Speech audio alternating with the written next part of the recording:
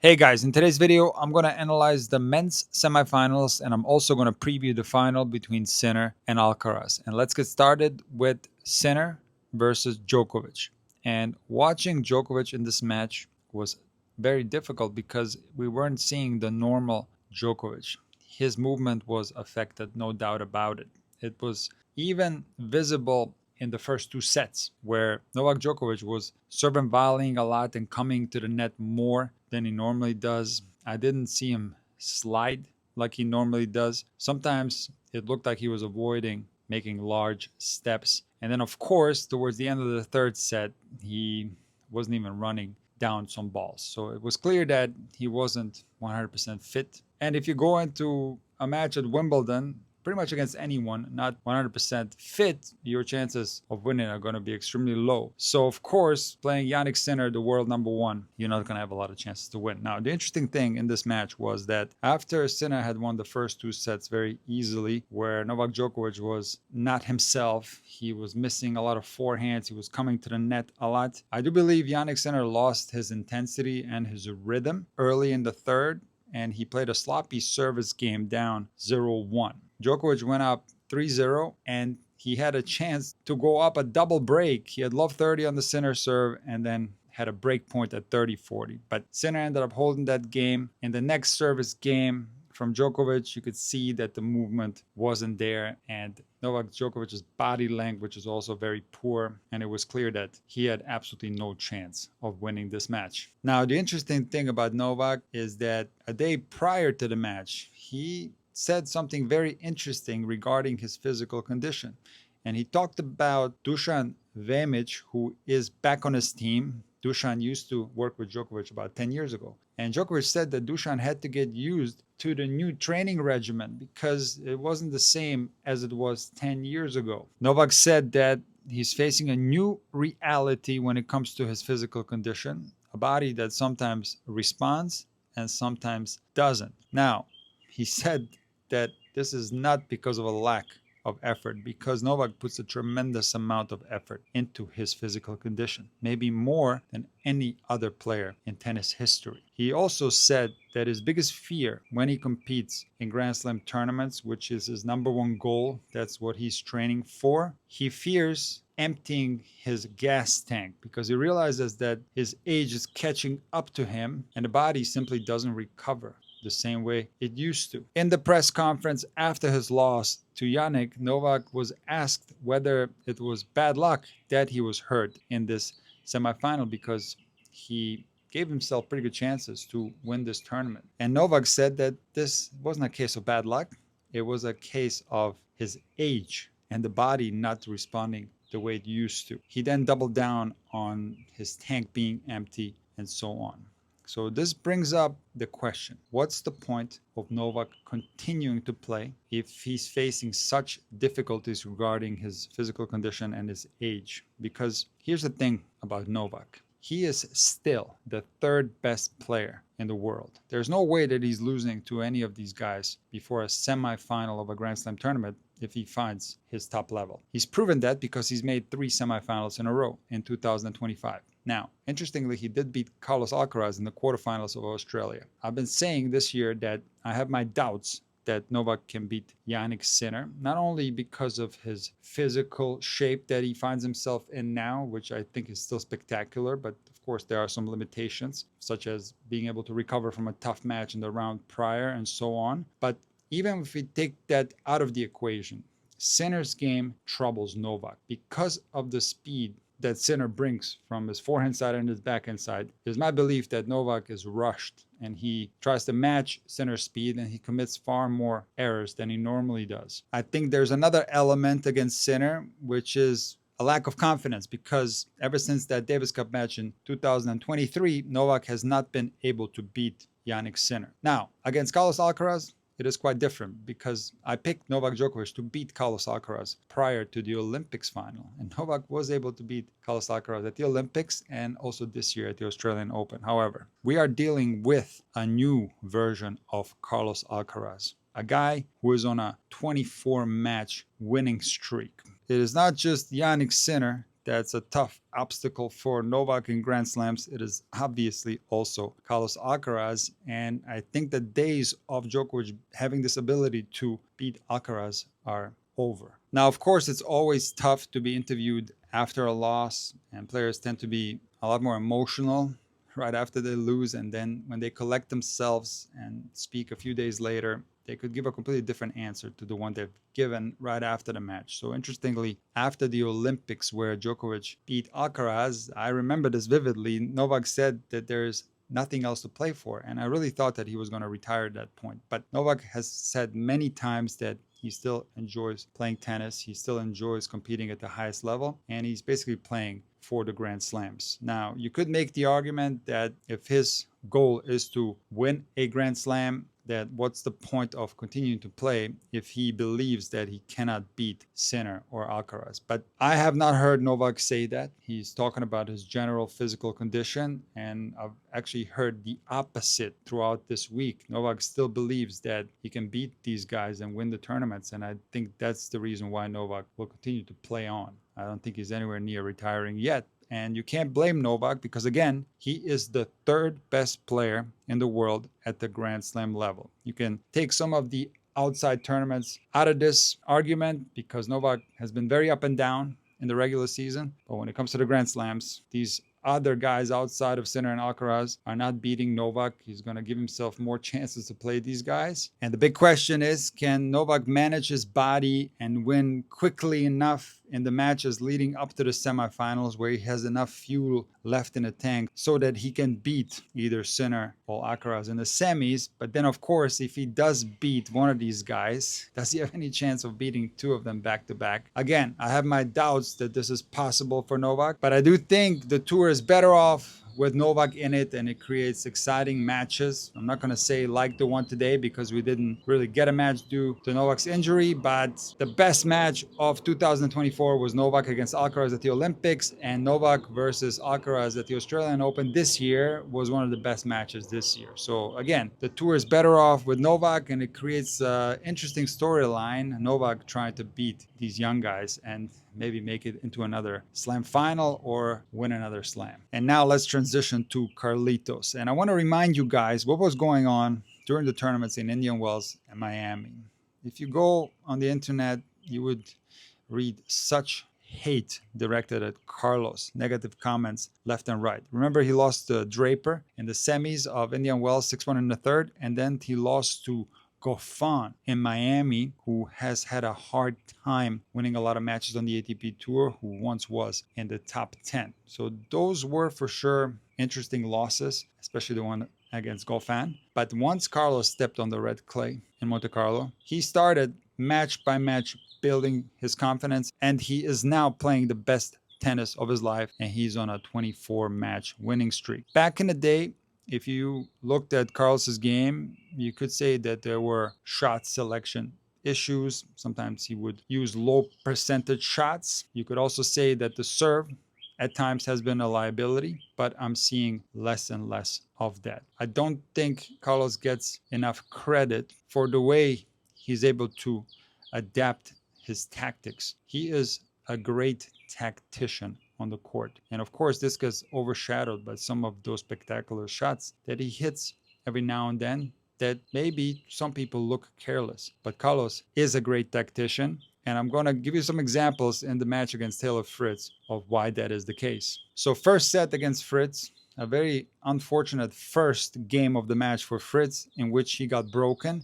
And Carlos Alcaraz has been serving exceptionally well, and he served well in this first set, and the set was pretty much over with that one break. However, in the second set, Taylor Fritz changed his return tactics, and Taylor has said after the match against Pericard and Diallo that he likes to chip the return. Now, Taylor said in the post-match interview after the loss against Alcaraz that he can't chip the ball against Alcaraz because Alcaraz is either going to punish him with the next shot or he's going to start to serve and volley. So Taylor had to take cuts on the return, Struff style. And it just goes to show you that Carlos Alcaraz is a fantastic tactician, that he's able to take the opportunity of a chip return and turn it into an advantage for him by serve and volleying. Now, this tactic of Fritz ripping returns worked because he gave himself chances to break the Alcaraz serve. Fritz, up 4-3, had a break point on the Alcaraz serve, but Alcaraz gave him the body blaster. And it's interesting because Taylor has been returning body serves incredibly well. And he said in interviews that he doesn't like hitting body serves, but he doesn't mind returning body serves. And Taylor said that if Pericard can't win a point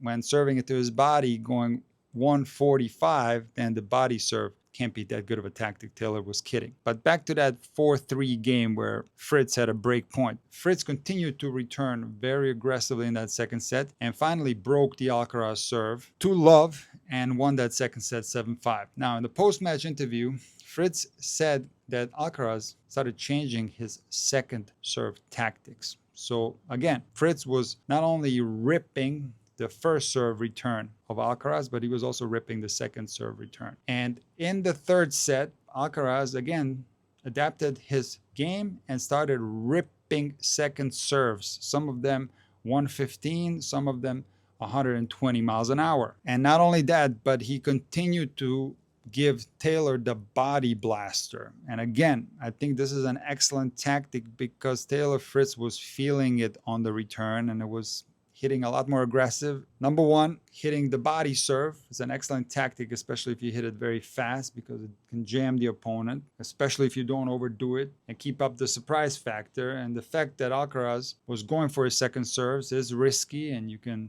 double fault here and there, but it became more difficult for Taylor to be aggressive on the Alcaraz serve games. And because of this change in serve tactics, Alcaraz didn't get broken again. He held serve for the remainder of the match. So the only break that Alcaraz received was that one to lose the second set. And on the other hand, Alcaraz now started applying a lot of pressure on the Fritz serve. He broke Fritz early in that third set with an exceptional drop shot lob combo.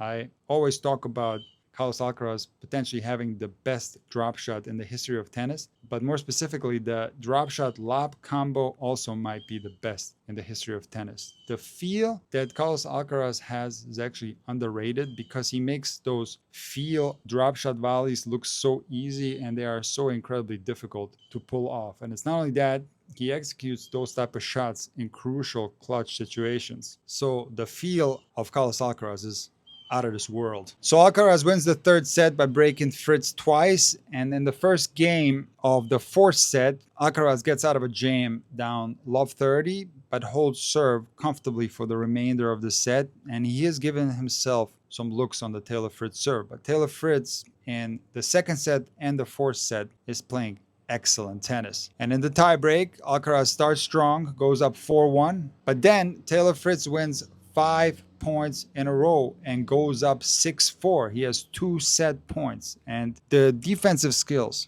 of Carlos Alcaraz are so insane. So Taylor Fritz is serving 6-4 to the deuce side. And he hits a serve 134 miles an hour right on the tee. And Carlos Alcaraz gets it back in play. And this is where Taylor Fritz is probably having some regrets right now because he has a forehand that he could have put away, but he didn't hit it hard enough. And this is a type of ball that Fritz can hit for a winner all day long. Alcaraz now is saving a set point on his own serve, down 5-6. It's a great serve. Fritz returns the ball right on the baseline, and Alcaraz saves it with a phenomenal emergency shot, and then again takes over the rally. The way Carlos Alcaraz is playing clutch points ever since that loss to David Goffin. So this 24-match win streak could have been longer if he beat Holger Rune in Barcelona. Ever since Monte Carlo, Carlos Alcaraz has been unbelievably clutch, and he just simply finds his best tennis when it matters the most. But I think Taylor Fritz can be very proud of himself. He played really well throughout this grass court season, won 2 tournaments, made the semifinals of Wimbledon, and could have easily got into a 5-set battle with Carlos Alcaraz. He could have won that 4-set. Let's now preview the final between Sinner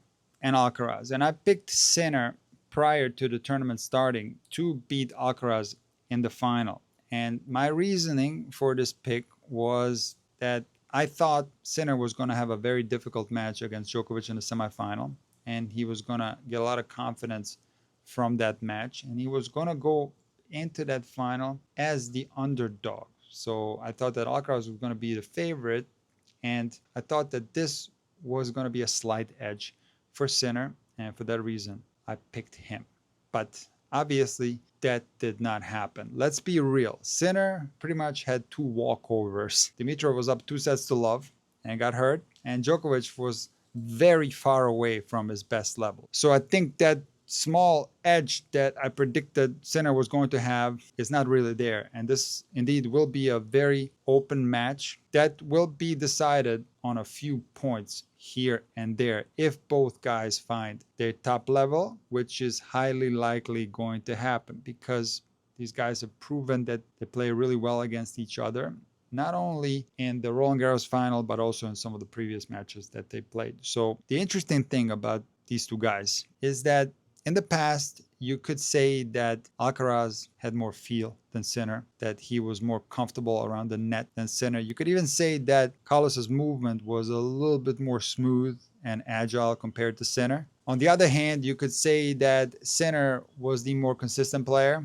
from the back of the court, that he was the more consistent performer overall, if you look at a whole season. And you could also say that Sinner had the better serve. But the thing about these two guys is that all this stuff is not really a factor anymore because both of them are getting so much better. So I already said that Carlos Alcaraz is on a 24-match win streak, and if it wasn't for that loss in the Barcelona final where he was hurt, this streak could have been even longer. So Carlos Alcaraz now is consistent. He figures out a way to win even when he's not playing well. The serve of Alcaraz has been a liability in the past, and I've made many videos discussing some of the changes that Carlos Alcaraz has done to his serve. So the serve is not a weakness anymore. It is now a strength. Carlos Alcaraz is serving exceptionally well. You could also say that there are less wild errors from Carlos Alcaraz. Of course, he still has some ups and downs in matches more than Sinner for sure. But overall, he's playing